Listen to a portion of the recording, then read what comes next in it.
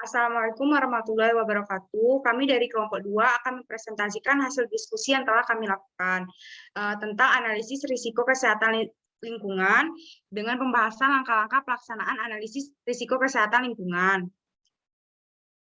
Slide selanjutnya. Kami dari kelompok 2 yang beranggotakan Novela Aprilia Baptisti, Sipadi Pandawinarko, Nasrul Sidik, Nasya Rizky Utami, Fajar Ilham Maulana, M. Aswanta. Baiklah, latar belakang akan dibacakan oleh M. Aswanta. Pada M. Aswanta, saya persilakan. Baiklah, terima kasih sebelumnya kepada moderator atas kesempatannya. Latar belakang. Manusia merupakan makhluk sosial yang tidak akan terlepas dari lingkungan untuk melangsungkan kehidupannya. Dalam hakikatnya, interaksi antara lingkungan dengan manusia dapat menimbulkan suatu dampak di balik manfaat yang didapatkan. Dalam aspeknya tersebut, lingkungan yang dapat menimbulkan bahaya pada manusia adalah lingkungan fisik, kimia, dan biologi. Interaksi yang timbul dari manusia dengan bahaya lingkungan menimbulkan suatu risiko. Risiko merupakan bahaya akibat atau konsekuensi yang dapat terjadi akibat dari sebuah proses yang sedang berlangsung atau suatu kejadian yang akan datang. Bahaya terdiri dari senyawa biologi, kimia, atau fisik yang dapat berpotensi menyebabkan gangguan kesehatan, sedangkan risiko adalah fungsi dari peluang terjadinya gangguan kesehatan dan keparahan akibat dari gangguan kesehatan karena suatu bahaya. Analisis risiko merupakan suatu proses memperkirakan risiko pada suatu organisme beserta segala ketidakpastiannya setelah terpajan atau terkena dampak oleh suatu agen lingkungan dengan memperhatikan karakteristik dan organisme terpapar.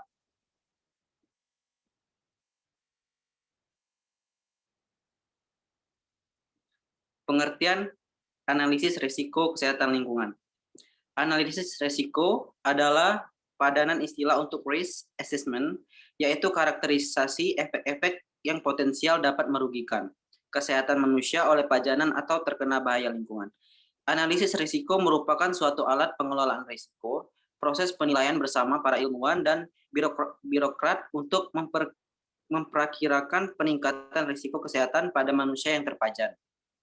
Risiko dapat didefinisikan sebagai kebolehjadian atau probabilitas suatu efek merugikan dari organisme, sistem, atau subpopulasi yang disebabkan oleh pemajan suatu agen dalam keadaan tertentu.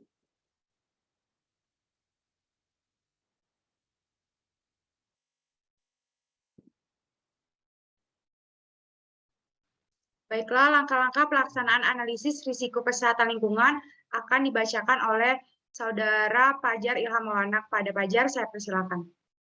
Baiklah, terima kasih moderator. Langkah-langkah pelaksanaan analisis risiko kesehatan lingkungan. Yang pertama ada identifikasi bahaya atau hazard identification. Identifikasi bahaya atau hazard identification adalah tahap awal analisis risiko kesehatan lingkungan untuk mengenali risiko. Pada tahap ini yaitu suatu proses untuk menentukan bahan kimia yang berpengaruh terhadap kesehatan manusia seperti kanker dan cacat lahir. Yang kedua ada analisis pemajanan atau exposure assessment. Analisis pemajanan atau exposure assessment yang juga disebut sebagai penilaian kontak bertujuan untuk mengenali jalur-jalur pajanan risk agent agar jumlah asupan yang diterima individu dalam populasi berisiko bisa dihitung. Menurut ATSDR tahun 2005, data yang dibutuhkan untuk menghitung asupan adalah semua variabel yang terdapat dalam persamaan berikut ini. Yang bisa dilihat pada slide ini. Yang ketiga ada analisis dosis respon atau dose response assessment. Analisis dosis respon yaitu suatu proses yang menetapkan nilai-nilai kuantitatif toksisitas risk agent untuk setiap bentuk spesies kimianya.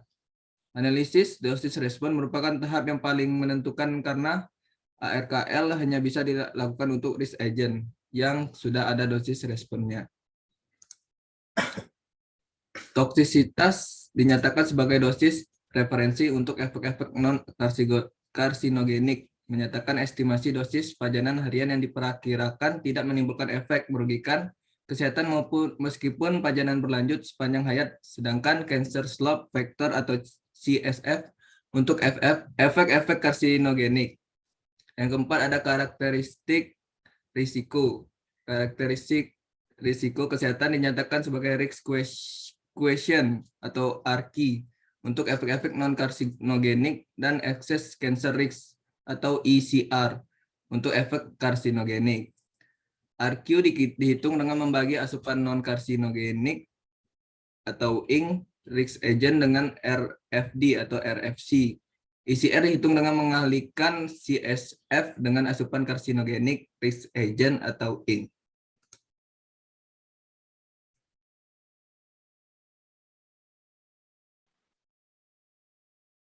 Baiklah, selanjutnya studi kasus akan dibacakan oleh Nasrul Sidik kepada Nasrul, saya persilakan. Analisis resiko kesehatan lingkungan (ARKL) parameter air minum untuk pekerja di Kabupaten Pasuruan tahun 2017. Air merupakan kebutuhan dasar bagi kehidupan. Manusia selama hidupnya juga memerlukan air. Air minum adalah salah satu kebutuhan utama manusia. Bagi kehidupan makhluk hidup di bumi merupakan zat terpenting. Air harus tersedia cukup besar secara kualitas, kuantitas, dan kontinuitas untuk kelangsungan hidup manusia. Senyawa lain tidak dapat menggantikan fungsi air bagi kehidupan. Air minum yang ideal seharusnya bersih, tidak berwarna, tidak berasa, dan tidak berbau. Air minum seharusnya tidak mengandung kuman, patogen, dan segala makhluk hidup, tidak membahayakan kesehatan manusia, tidak mengandung zat kimia yang dapat mengubah fungsi tubuh dan dapat merugikan secara ekonomis. Lokasi Kabupaten Pasuruan menurut kondisi existing, peningkatan jumlah penduduk dan perubahan tata guna yang terjadi akan berimbas pada peningkatan akan kebutuhan air dan berkurangnya wilayah konservasi air, sehingga mengakibatkan pengurangan ketersediaan air baik dari segi kuantitas maupun kualitasnya.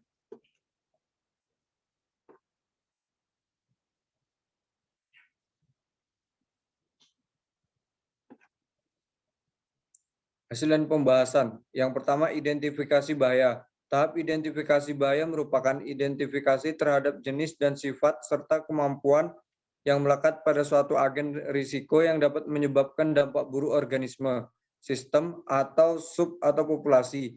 Berdasarkan hasil uji laboratorium kimia air pada sampel air di Kabupaten Pasuruan yang diambil di beberapa lokasi, dengan jumlah 32 titik pengambilan pada tahun 2017 menunjukkan 5 zat kimia yang dinilai dapat menimbulkan risiko kesehatan apabila dikonsumsi dalam jangka waktu tertentu. Yang kedua, analisis dosis respon. Setelah melakukan identifikasi bahaya, selanjutnya melakukan analisis dosis respon serta memahami efek apa saja yang mungkin ditimbulkan oleh agen risiko tersebut pada tubuh manusia. Pada kajian ARKL, air minum di Kabupaten Pasuruan diketahui bahwa agen kimia nitrat NO3, nitrit NO2, seng, Zn, mangan, dan besi dapat masuk ke dalam tubuh manusia melalui jalur ingesti dan bersifat non-karsinogenik. Baiklah, untuk analisis pajanan manajemen risiko dan karakteristik risiko akan dibacakan oleh Novela Aprilia Bagisti kepada Novela, saya persilakan. Baiklah, terima kasih kepada moderator. Saya akan melanjutkan. Yang ketiga ada analisis pajanan. Analisis pemajanan merupakan langkah untuk mengetahui jalur pajanan agen risiko ke dalam tubuh. Apakah melalui inhalasi, ingesti, atau absorpsi agar jumlah asupan yang diterima oleh populasi berisiko dapat dihitung. Yang keempat ada manajemen risiko. Pada tahap manajemen risiko, kasus air minum di Kabupaten Pasuruan berdasarkan hasil perhitungan karakteristik risiko semua agen kimia yang berisiko yaitu besi, Fe, mangan, Mn, seng atau Zn, nitrit NO2, dan nitrat NO3. Yang kelima ada karakteristik risiko. Karakteristik risiko kesehatan dinyatakan sebagai RQ atau risk quotient atau tingkat risiko untuk efek non-karsinogenik yang menunjukkan tingkat risiko kesehatan akibat parameter pencemar atau agen kimia. Selanjutnya kesimpulan. Yang dapat disimpulkan yaitu pertama, kualitas air minum untuk pekerja di Kabupaten Pasuruan menunjukkan sebagian besar parameter pencemar air minum memenuhi baku mutu sesuai dengan Peraturan Menteri Kesehatan Nomor 492 Tahun 2010 tentang kualitas air minum. Yang kedua, agen kimia berisiko pada parameter air minum untuk pekerja di Kabupaten Pasuruan yang dikonsumsi pada tahun 2017 berdasarkan hasil uji laboratorium kimia fisika media air adalah besi atau Fe, mangan atau Mn, seng atau Zn, nitrat NO3, dan nitrit NO2. Yang ketiga, dosis respon agen kimia berisiko parameter air minum untuk pekerja di Kabupaten Pasuruan yang dikonsumsi pada tahun 2017 dengan jalur pajanan melalui ingesti. Yang keempat, manajemen risiko terkait air minum Kabupaten Pasuruan yang perlu dilakukan adalah upaya menjaga dan mempertahankan kualitas air minum yang dikonsumsi oleh para pekerja di Kabupaten Pasuruan serta melakukan pemeriksaan secara berkala dan melakukan pengendalian pada parameter zat pencemar yang melebihi baku mutu.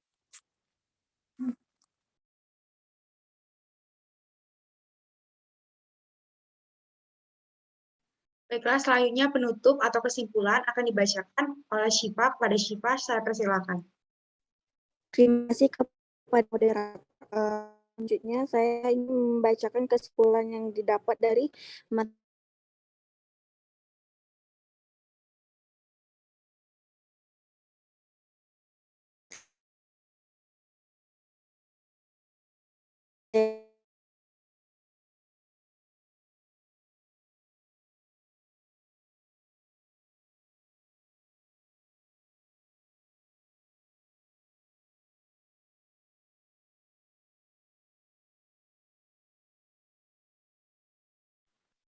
Mungkin jika Syifa tidak mampu, mungkin bisa on-cam saja.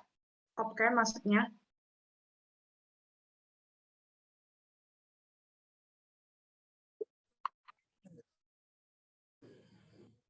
Mohon maaf, saya lanjutkan. Pasuruan mengalami pembangunan yang meningkat pesat, salah satunya pada sektor industri. Sektor industri dengan banyak pekerja membutuhkan asupan air minum dengan kuantitas dari kualitas yang cukup. Sebab itu, dengan melihat nilai konsentrasi minimal dan maksimal setiap parameter terkait air minum Kabupaten Pasuruan yang perlu dilakukan yaitu upaya menjaga dan mempertahankan kualitas air minum yang dikonsumsi oleh para pekerja di Kabupaten Pasuruan serta melakukan pemeriksaan secara berkala dan melakukan pengendalian parameter zat pencemar yang melebihi baku mutu. Saya kembalikan kepada moderator. Baiklah, terima kasih kepada seluruh pembaca materi pada malam hari ini. Cukup sekian presentasi dari kelompok 2, lebih dan kurang kami mohon maaf, kami akhiri. Wabillahi taufiq wal hidayah. Wassalamualaikum warahmatullahi wabarakatuh.